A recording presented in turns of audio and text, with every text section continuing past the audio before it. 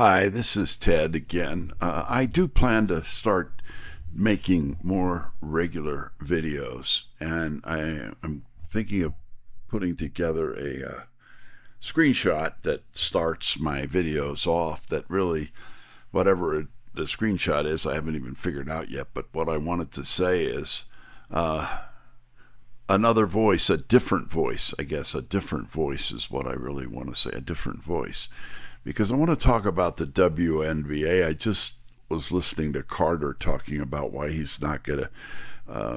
He made a lot of money, I guess, quite a bit for a young man.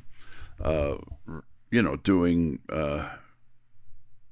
commentator on the WNBA, but he didn't like it. He didn't enjoy it, so he's going to quit. Well, that's what you should do. If you don't enjoy it, you shouldn't do it.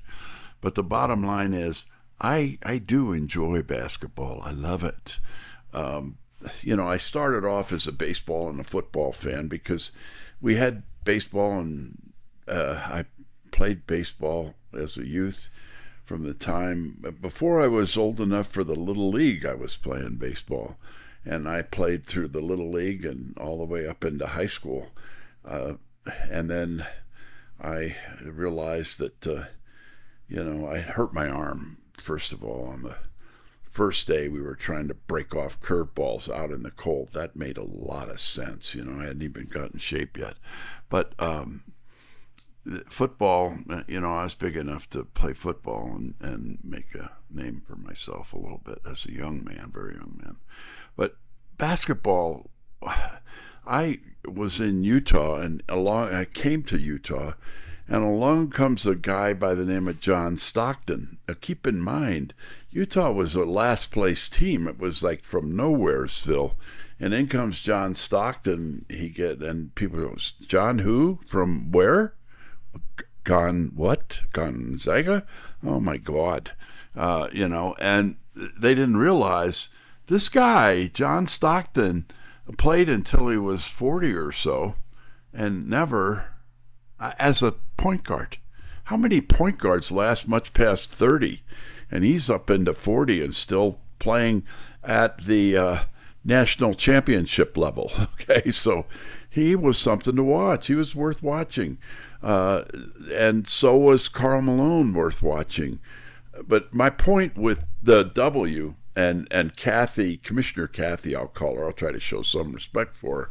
She talks about, people want to see competition and they want to see, a rivalry, this between that and against that. And she doesn't get it with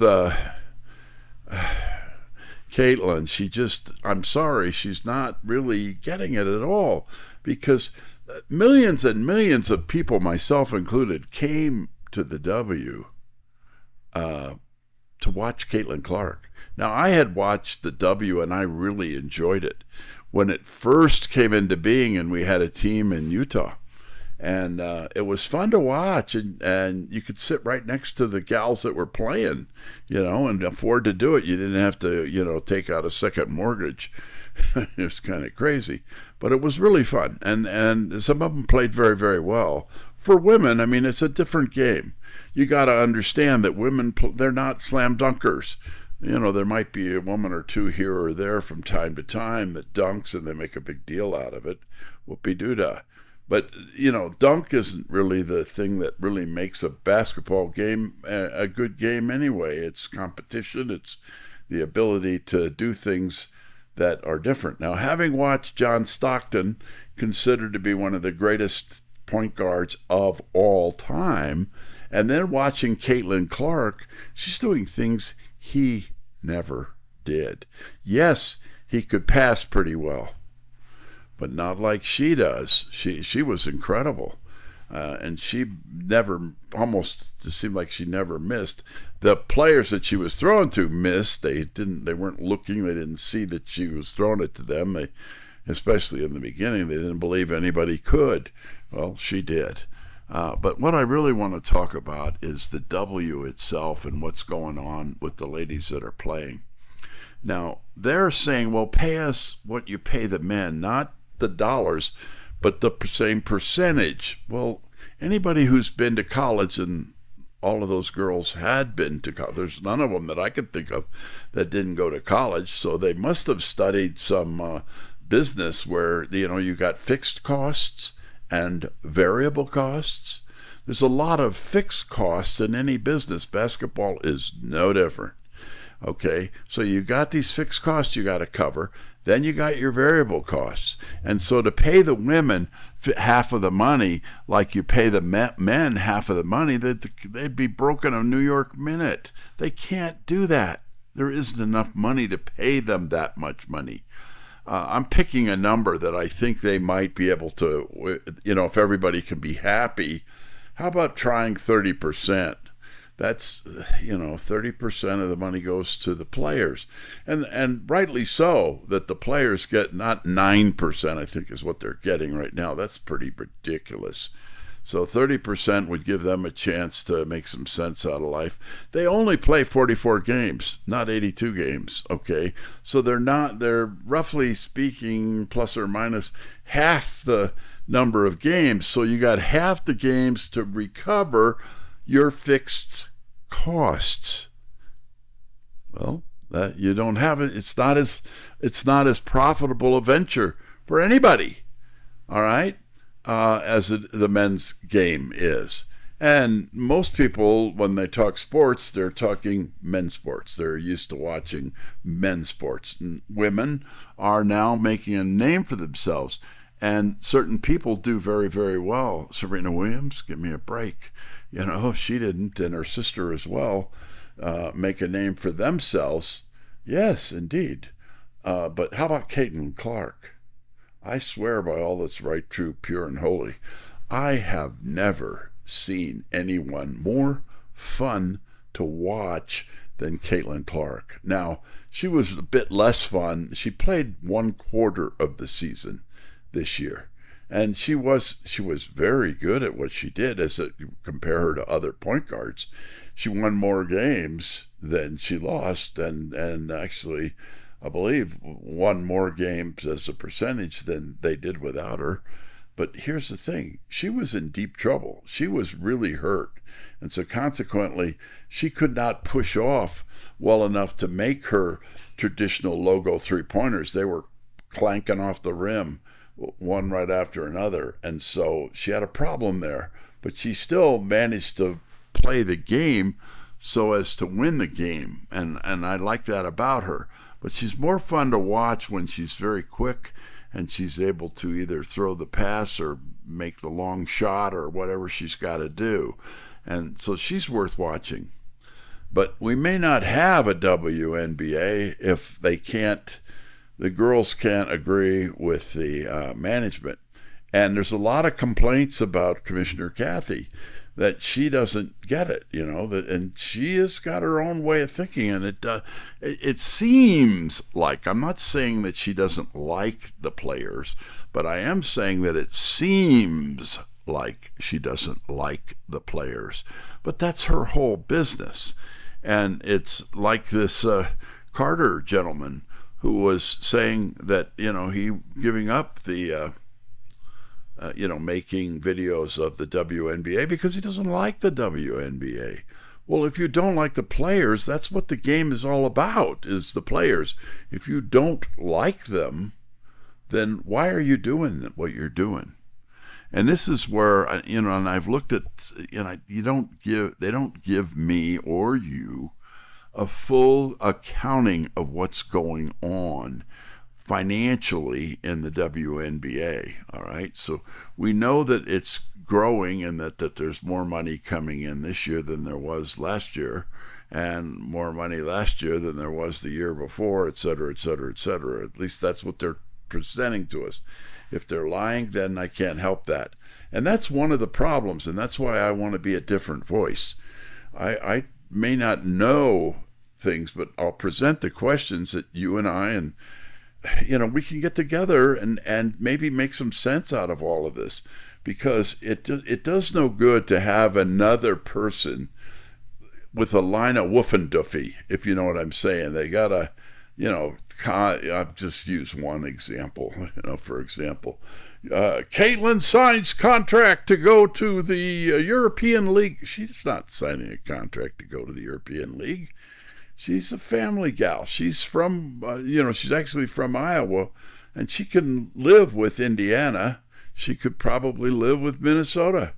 But in fact, she liked Minnesota as a girl. So why would it make sense for her to go to Europe? She's got a lot of us fans. Well, I'm not going to go to Europe to watch any of her games.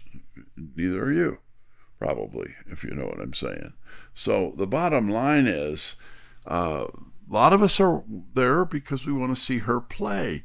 Why doesn't Commissioner Kathy get that? Well, she may not want to get that. Maybe that's not something she feels she can control. I don't know. All I know is it's not, there's a potential problem. And Commissioner Silver, who's over the whole thing, I think he's thinking or acting a lot or doing things that make it look like he may want to just take over this negotiation between the players and the league, because Kathy may not have the right attitude. Is that the correct word? I don't know.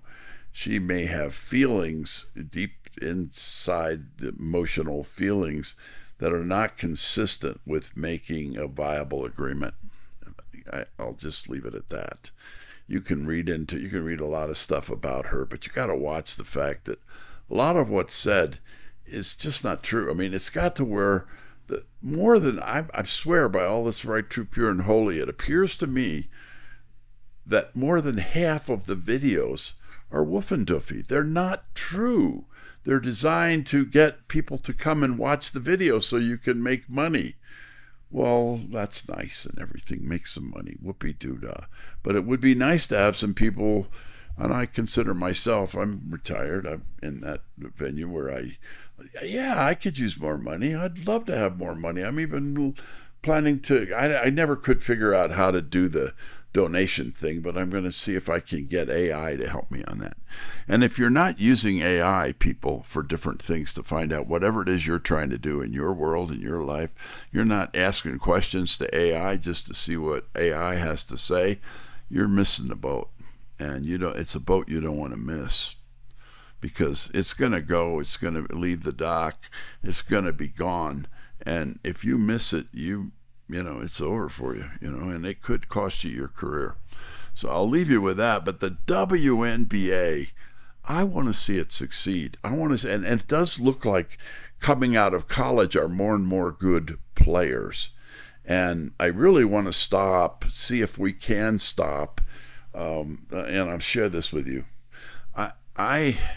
When I was in college back in the 60s, it gives you an idea that I'm older than dirt.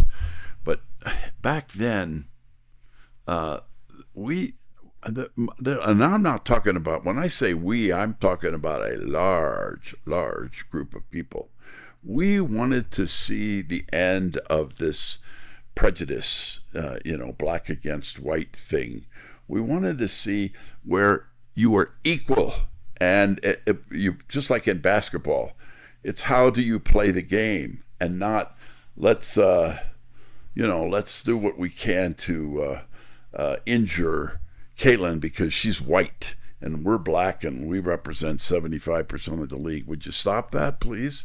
And the white people, same way. I don't care. And I'm sorry, but I was not guilty of the things that people were guilty of back in the 40s or 50s or before, because I wasn't, an adult playing part in segregation and prejudice, and I won't serve you because you're black.